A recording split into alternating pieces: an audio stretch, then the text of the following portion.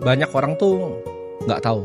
Tapi di dunia investasi, Cel, sebagai seorang investor tuh yang penting nggak cuma IQ atau kepintaran loh, tapi actually the emotional part.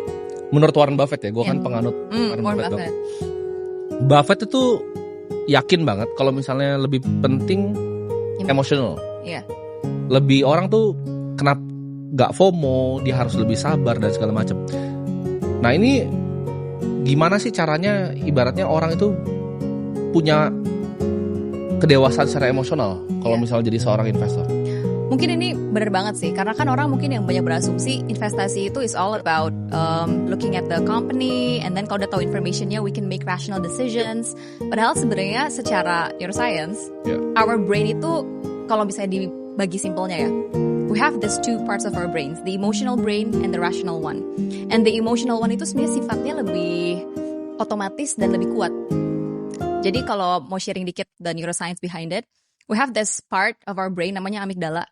It's very small, shaped like an almond. Tapi kalau misalnya dia aktif, dia itu bisa bikin our part of the brain yang buat bikin decision making dan juga rational thinking itu jadi nggak aktif. Itu yang bikin rational thinking itu kan our prefrontal cortex, right? Di bagian depan. Nah kalau amigdalanya aktif, yang diaktifkan mostly by fear or by greed. Nah itu akan membuat prefrontal cortex kita jadi nggak aktif. Makanya kita nggak bisa bikin rational decision.